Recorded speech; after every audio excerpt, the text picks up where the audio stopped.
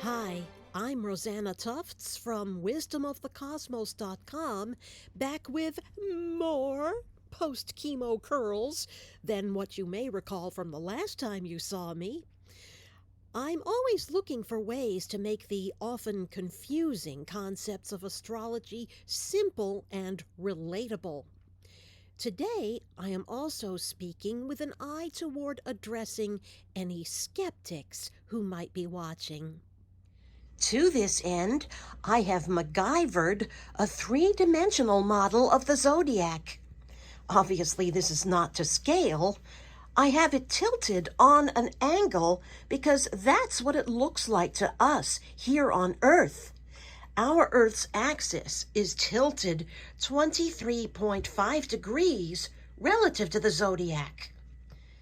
Now, the first thing you might want to know is, with all the thousands of stars to choose from, why does astrology only use these 12 constellations?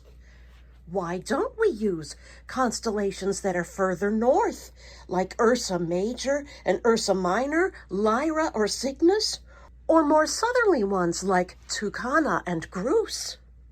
It's because all of the planets of our solar system, including Earth, travel along this relatively narrow band. They never drift further north or south than this. Well, why is that, you might ask? How did they end up orbiting here and nowhere else? For that, you have to go back to your high school physics class and review the concept of conservation of angular momentum. It's the reason why newly forming star systems may start out as a randomly chaotic assemblage of particles and plasma, but they don't stay that way. Eventually, they settle into a relatively flattish, rotating elliptical disk. Nearly perfectly round ring galaxies are very rare. Only 1 in 1,000 of them are round. That's how the planets and the asteroids, from Mercury out to Neptune, all landed on the same orbital plane going around the Sun. Even the Moon, which orbits around Earth instead of the Sun, is only off this plane by about 5 degrees. And where those two planes intersect is where solar and lunar eclipses happen. We will not be discussing eclipses today. That's a subject for a different video. The only exceptions are Pluto with its highly tilted orbit, comets, which seem to have minds of their own, and of course the Sun itself, which has its own orbit around the galactic core of the Milky Way. But we can't detect that from Earth, because that complete cycle takes 230 million years. Now, the next thing you might be wondering is, why should these planets have any effect on us at all? Okay, sure, the Sun makes sense. He's the source of all power on this Earth, from photosynthesis to your cell phone. And the Moon's gravitational pull is the reason why the oceans have tides. And the push-pull interaction between the Sun and the Moon is the reason why life arose on Earth in the first place, incubating first in the amniotic fluid of the oceans, and then moving onto land. But what about the other 5 visible planets? They're too far away for us to feel their gravitational pull. But they do have some other interesting properties. For one thing, they don't twinkle. All the other stars in the sky twinkle, not the planets. Because, like the Moon, they too aren't emanating any light of their own. They are reflecting the Sun's light. This gave a clue to the early humans that the planets, like the Moon, are parts of a larger life-promoting process of the Sun, as if these entities might be the children of the Sun and the Moon. The other odd thing is that all the other stars are fixed in their positions, but the planets move. You can track them from night to night, and there are certain times of year when they even appear to reverse direction. Or they move too close to the sun for us to see them, and then a few weeks or months later, they reappear again on the other side of the sun. And the early priests of humanity, whose job it was to notice these things, try to figure out what they might be a harbinger of, and advise the chief about it. Over time, they observed a correspondence between planetary positions and things that happened here on Earth. Like the time that red planet was in a certain part of the sky, our tribe got attacked by this other tribe.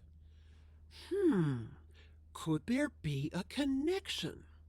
Is it possible we could anticipate this, so the next time that red planet comes around again, we can be better prepared to fight back?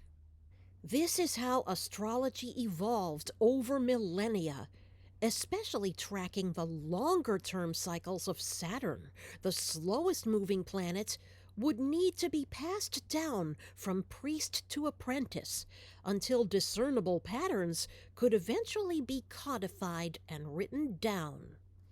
Of course, correlation does not necessarily equal causation, so part of that process involves defining a range of possibilities associated with each planet that reflected the themes of that planet.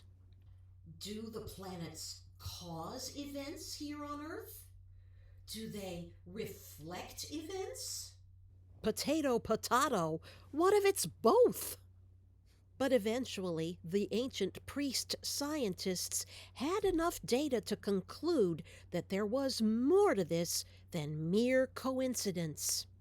In India, they concluded that all of the planets are the physical avatars of Lord Vishnu, the god of manifest creation. Balderdash! You might say. But think. How does life exist at all?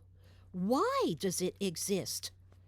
How does spirit become a physical form? And why? Why does consciousness exist? How does consciousness arise? Do our brains create it, or are our brains a vessel for it? We don't know. Science has never been able to answer that. In physics, it's known as the hard problem. In fact, a neuroscientist recently had to pay up after losing a 25-year-old bet that science would have figured this out by now. His philosopher friend bet that science wouldn't. The neuroscientist had to present the philosopher with a nice case of wine in full view of the annual conference of the Association for the Scientific Study of Consciousness at NYU. So, however much of a skeptic you might be, the theory of planets as avatars of Vishnu remains the best explanation we've got. Just as we are not merely hunks of meat walking around, neither are the planets mere balls of rock and gas floating around. We are spirit that has taken form, and so are they.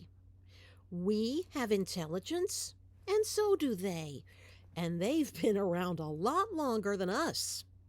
You've heard of the 3 states of matter: solid, liquid, and gas?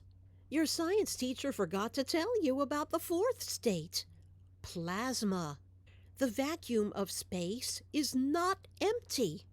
It may not have any air in it, but it is loaded with plasma, and it is upon this, not gravity, but plasma, that planetary influence travels between them and us. The Webb Space Telescope, with its infrared camera, has been able to capture what that plasma looks like, which normally would not be visible to our limited eyesight. One definition of intelligence is the ability to anticipate and prepare for future events based upon our memory of past events. We're the only animal that we know of that can do this. And have you ever noticed that all of the planets are different? No two are alike. Their physical attributes tell you something about how they function. Mercury is really fast and never far away from the sun. Venus is beautiful. Mars is red and kind of angry looking. Jupiter is big and expansive. And Saturn has this ring around it, almost like it's being restricted by the ring somehow. And then there are the eclipses, which cast the sun and moon into shadow a couple of times per year. Ancient astrologers observed how disruptive they were, particularly to the lives of kings, because the sun is a king-like entity. A president is the modern-day equivalent of a king for all intents and purposes. In fact, much of early astrology was developed to predict eclipses because they could see how disruptive eclipses were to their rulers, and hence to the country as a whole. So, we can define the intelligence and influence of the planets to have the following meanings. The sun is all about power, confidence, radiance, how we wield our own power in the world. He rules Leo. The moon is about connection, intuition, emotion, creativity, how it feels to be alive. Our storehouse of memories, which in turn enables us to plan for future events by marshaling all of the other intelligences. She rules Cancer. Mercury is about how we make our minds sharp, develop our skills, communication, flexibility, and humor. It rules Gemini and Virgo. Venus is about how we make ourselves happy, also beauty, enjoyment, and how we honor another's wishes as equal to our own. She rules Taurus and Libra. Mars is strength, your independence, your discipline, your self-will directed in the moment. He rules Aries and Scorpio. Jupiter is the planet that gives you meaning, hope, teachers and teachings, how you aspire to the highest good. He rules Pisces and Sagittarius. Saturn is all about structure, pressure, determination in the face of difficulty, being in it for the long haul. It rules Capricorn and Aquarius. And the two eclipses. One of them is about your obsessions and subconscious desires. The other is the source of your greatest revulsions and disgust with the world, but can also become very spiritual when you cast off the world's illusions. So that's 9 forms of intelligence that are always operating in your mind 24/7. Most of the time, you're not aware of them, and you may be naturally better at Venus-type things than at Mars-type things, as an example. The practice of astrology, notice I say practice, not belief, is the practice of cultivating that awareness in yourself, tapping into the intelligence that the planets are always trying to give you. Whether it's a natal placement in a horoscope or a current transit through a given sign, they're always trying to tell you, you need to put your attention here. Work on this. In part 2 of this video series, we'll talk about why the planets aren't where you might have been told they were. This is another reason why many people think it's all bunk. Well, what did you expect if you're working from an inaccurate foundation in the first place? How do we correct that? That's coming up in part 2. I'm Rosanna Tufts of wisdomofthecosmos.com. See you in the next video.